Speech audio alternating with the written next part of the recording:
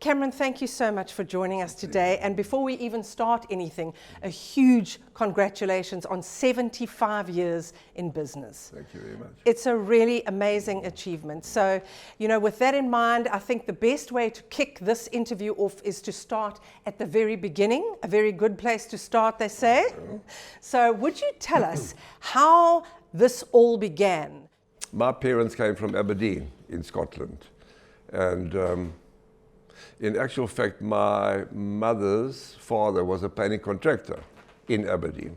And his company is called Robert Milne Decorators. And my father went there and approached him for a job as an apprentice painter. And he was successful with his applications, so he started off his apprenticeship with Robert Milne, which was my grandfather. When he finished his apprenticeship, he was looking for better opportunities. So he arrived in 1937, and he landed in Cape Town. There was a Scottish painting contractor in Cape Town called Bruce. So I went to Mr. Bruce and he said, look, I'm looking for a job. And he said, okay, laddie, I'll give you a job, you can start. Still got the Scottish brogue there. Yes, there's two Scots there, you see. So he said, that's fine. And then someone else told him to apply. He knew a man in Port Elizabeth also looking for a painter. So this guy's name, Charles F. Hayes. So my father phoned to PE. And Charles said, yes, I'm looking for a man. And he offered him 5 or 10 pence more than what Mr. Bruce had offered him in Cape Town, you see. So my father went back to Mr. Bruce and he said, look, I can get another 10 pence more in Port Elizabeth. He said, can you pay me that? And he said, no, laddie, take that job. Laddie, that's a good. Don't negotiate with a Scotsman. Take that good. Take that. So he hopped on the train and he came to work for Charles F. Hayes. He worked for Hayes for 10 years, for Charles Hayes, and he wanted to start on his own. Right. And my mother, having worked for her father in the same business, was able to assist him and do the books. When you have a family business that's been around for 75 years, you obviously really take things like heritage and pride and excellence very seriously in your business. Talk to us a little bit about that in terms of the family values that your clients and suppliers get to experience. Since my name is Scott and my father's name was Scott, that is sufficient to know that you can't let people down. Right. You've got to ensure your name is kept as clean as best as possible. I'm sure that your sons feel quite a bit of pressure on them, being the 4th generation with such a high standard over so many years, and they are carrying that flag bravely and successfully.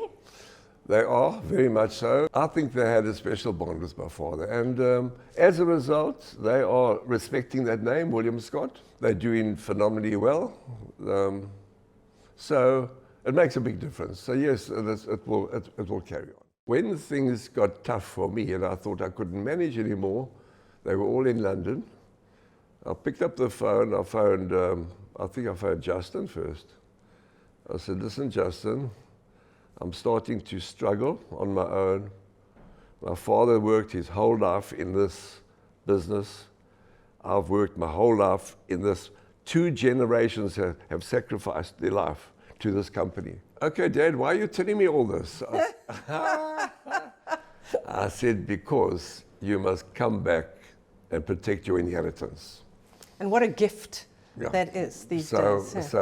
So they all came back. I phoned the one, I put the phone down, I phoned the second one, I put the phone down, I phoned the third.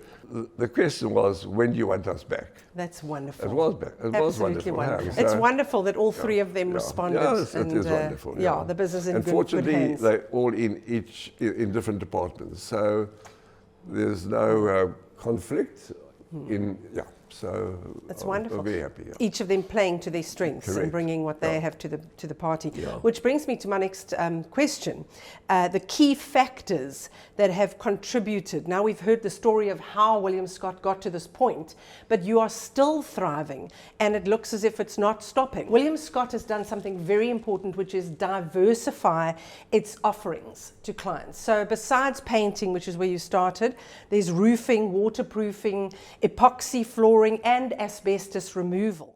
The other thing is you've committed to using best in industry products, which a lot of people in your game tend to skimp on, and you've never compromised on that. The third thing I want to chat about is the accreditations and certifications that you've committed to attaching to your brand, which are vital in terms of your clients and suppliers' trust in your brand. So speak to those three things, the diversification, the products, and the accreditations. When I started with my father, we were doing kinetics. Then that became, there was changes in the industry and paints became better and then that became more expensive. So products came on which could be used instead of kinetics and last just as long or almost as long.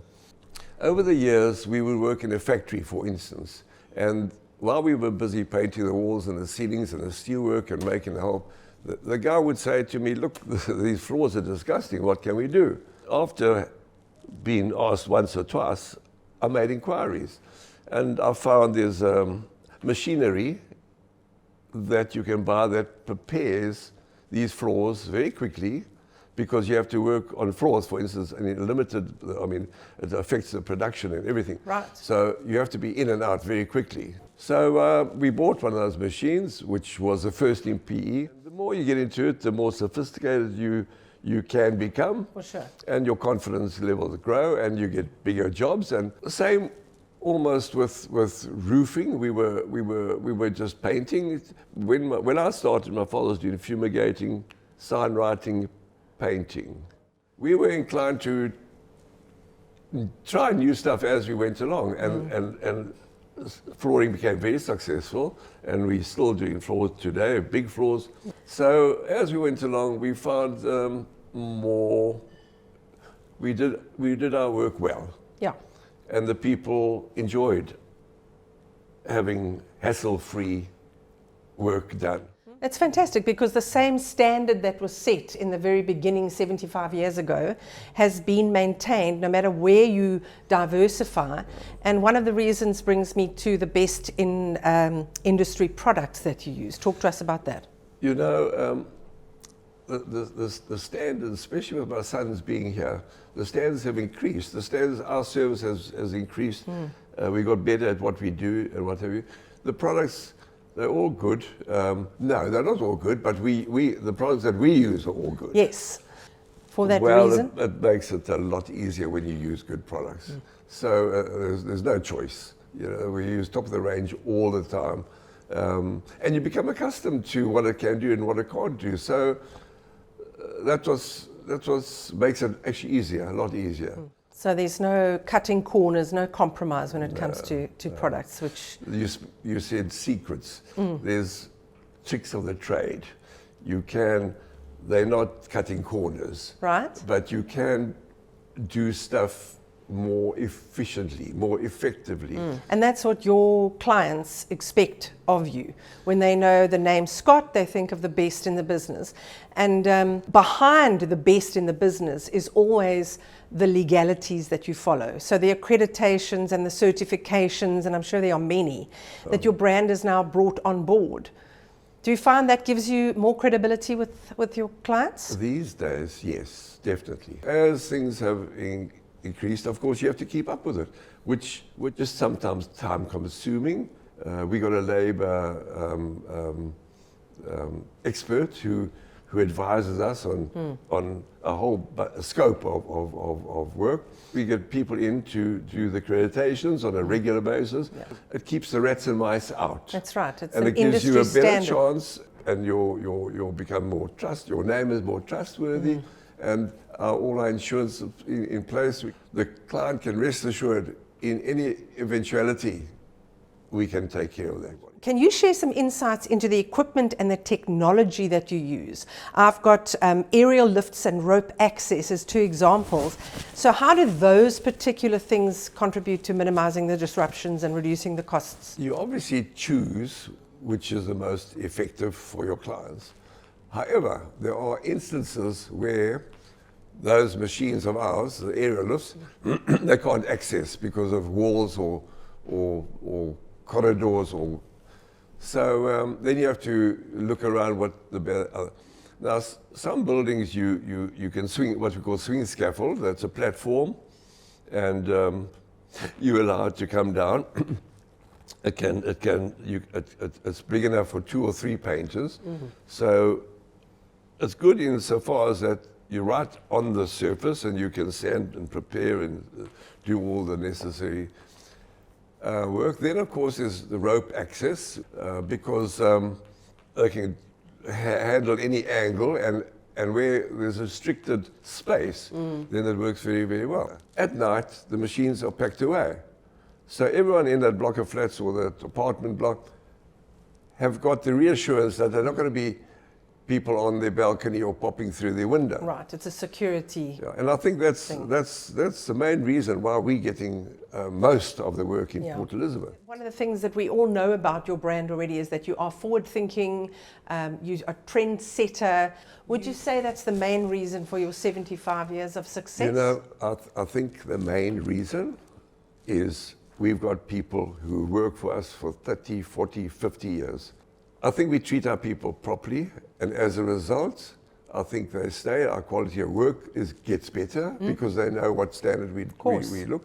We treat them with respect, and we encourage them, and we motivate them, and they feel proud of themselves, and they want to eventually do a good job. They got pride in their workmanship, and that's how I think the main reason why we have been able to carry on like that. The term family values is coming through so strongly for me, because it's not only how you treat the members of your family who are growing the business or how you treat your clients and suppliers, but the people in your organization are made to also feel accountable, but also respected and part of the process and part of the family journey that's happened. So that's a wonderful thing, and I wish many more companies would see it that way. All right, so let's look now into the future.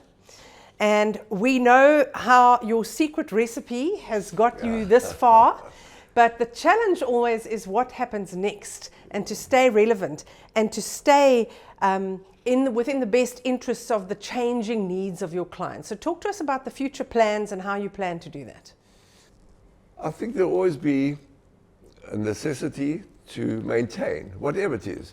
So what you have to do, in my opinion, is maybe make sure that you're sophisticated, that you do everything more effectively, and that you have the right equipment to do that. Cameron, the recipe that you've used so far, I think is going to carry you through. Would you agree? Things like your constant diversification, continuous improvement, best in industry products, that you keep up to date with accreditations and you keep being relevant. Those are the values, the things that you've built your business with.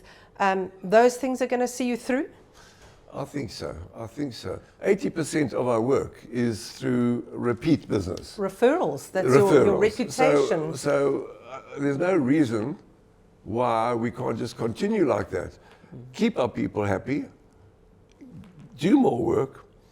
We've been working at the university in Grahamstown Roads. Okay. Yeah. Every for the last 10, 12 years, every Christmas we do the maintenance there, and other places as well. So that won't stop. No, and because you've got this relationship with your clients and your suppliers through the integrity that you've built, the family values and things, that's never going to go out of fashion.